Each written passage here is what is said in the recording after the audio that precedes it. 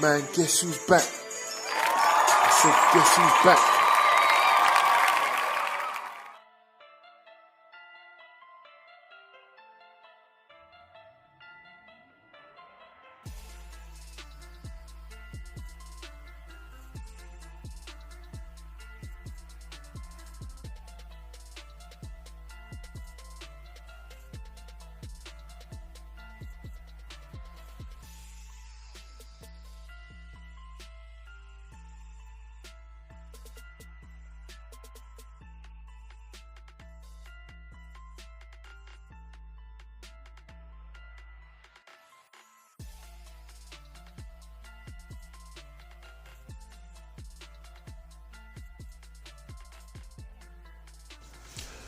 What's up, guys? Welcome to my video. We're going to get straight into the video this time. You've seen the thumbnail. It's about the upcoming fight, which we were all waiting for. I'm even a bit really disappointed. I even feel a bit down. I didn't even want to make the video about it. That's how down I was. I was really looking forward to this fight. And now it seems that it's off. The fight is not going to go ahead. There is a way that the fight can still go ahead under a different sanctioning body, but we're going to get into that. So basically what's happened, if you're not aware, which most boxing fans are probably aware by now anyway, a few hours ago, Conor Benn was found positive for a banned substance, which is a steroid. The steroid is called Clomiphen. I think it's called Clomiphen. Please excuse me if I've got that wrong. By the way, I've got a really bad flu as well, so if you can't hear me that well, I really apologise for that. I may be coughing and sneezing throughout the interview, throughout the video, but yeah, Clomiphen is what they found in his test. Now he hasn't been suspended, and the reason why he hasn't been suspended is because the testing agency was VADA, which is a random testing agency. So they sign up. They have the option whether they want to sign up for randomized testing or not, and so it's not the official authority. You see what I mean? The official authority for them is actually UCAD. So Ben actually passed all of his tests with UCAD, but he failed his test with VADA. So VADA basically just let you know that you came up positive for something, and then after that they do an A sample, and then they have to do a B sample and test to see what it was. And if your B sample comes back as positive, then you're positive, and then that's when I think it gets passed over to the authorities, and then they, the commission, see what they're gonna do about it and all that stuff. It's very, very likely, 99.9%, that the B sample is gonna come back the same, because the B sample is taken at the same time. It's the same sample. It's basically they basically take two samples from one like urine sample. So what's the chance that it's going to come back different? There's not much chance at all. So it's very likely that his B sample is going to come back. How do I feel about this situation? Well, first of all, I'm really disappointed. I didn't even want to make this video. I was so upset about it. I was really looking forward to the fight. I'm disappointed that it happened. My feeling was kind of strange because it changed. When I first heard it, the first thing I thought is that it was a mistake. I wasn't one of these people that threw Conor Benn under the bus straight away. I have a number of friends and family who threw him under the bus straight away, because they were like, oh no, you can tell now, it makes sense and stuff, and he's put on all this size and he's punching with all this power, it makes sense now. And I was like, no, I'm not going to throw him under the bus, because I actually like Conor Benn a lot. I like him. I think he's great for boxing, great confidence. He's an amazing fighter, a lot of power, and he's just going to be, it's nice to see some British welterweights that can challenge some top fighters around the world, especially the Terence Crawford and Errol Spencers of the world, because they're American and I'm British. So, I want to see one of our British fighters go up against one of these guys, and Conor Benn seems to be, one of the best up-and-coming welterweights that could challenge them, but that could make it exciting with the top guys. You know what I mean? So, and I like him anyway. I like his character. He seemed very confident. I was a big fan of his father as well. I actually preferred Nigel Benn over Chris Eubank Senior. So I've always been a fan. So obviously I had some bias in the beginning, and I was like, no, he hasn't done something. It's probably, a lot of these banned substances are included in a lot of health drinks and medications. Hay fever medications, apparently nasal sprays, all sorts of things. But as the time went on, and I did think about it more, and I got a chance to listen to the story a little bit more, I'm starting to swing the other way round. I'm starting to think that, well, let's just get through it first. Let's look at the chances that it could be by accident, and let's look at the chances that it could be something that he's done on purpose. Now, first of all, Clomiphen is a substance, a medication that they give to women for fertility. Yeah. So in women, it does something with their fertility. I think it blocks estrogen or something like that. But in men, it boosts testosterone. Now, the first thing I thought is he's married or in a long-term relationship. He just recently had a child. I heard that before they had the child, I think his partner was wanting to get pregnant and stuff like that. So I was thinking, you know what? Maybe it's something that she's taken and he somehow it's wound up in his system by accident, because they just had a child. And why would he be taking a medicine made for a woman? It's probably likely that something like that's happened. I'm sure there's many ways that can happen in some way. That was the first thing I thought. Then I started to hear that if a man uses it, it can increase testosterone. And I thought, okay.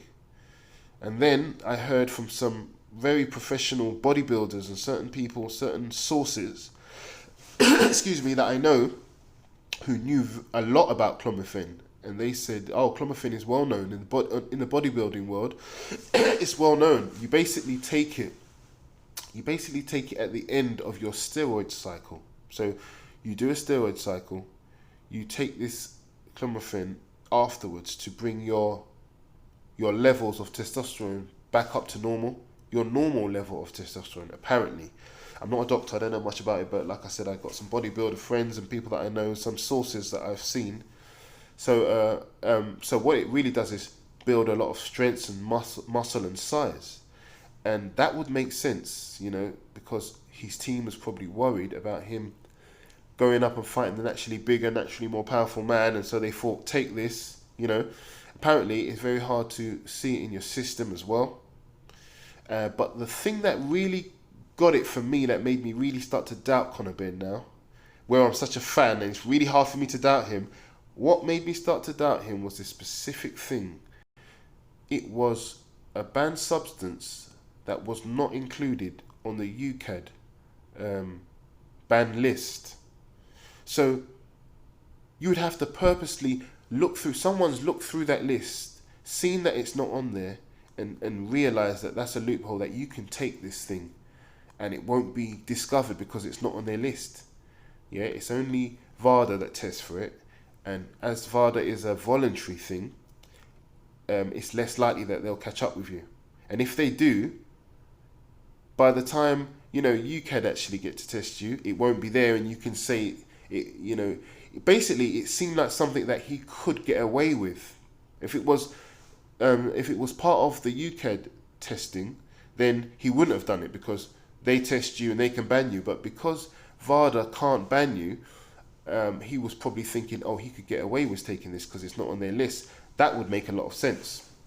It would make a lot of sense that it doesn't make sense that he would, by accident, somehow wind up with something in his system which is not on the UKAD list.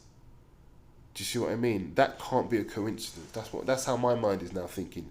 So what it seems like is that he's purposely been given some medicine, some steroid, or it's a masking agency for something else, and he's been given that because it will not flag up on the UKAD list.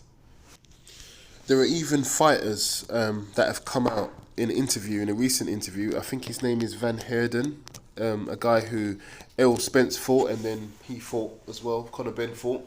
He's come out in an interview to say oh, now that we found out that he might be taking performance enhancing drugs, how long was he taking it? I think he was taking it while he was fighting me, you know, and now he's calling into question that fight because he said that no one was able to knock him down apart from Conor Benn, even Errol Spence, you know, Jerome Ennis. He wasn't knocked down by any of these top guys, but he was knocked down by Conor Benn, and he is now adamant that it's because of the steroid use, and he's going to get a lot of this. A lot of people who lost to him saying that, oh, they don't think they really lost to him, he's a drug cheat.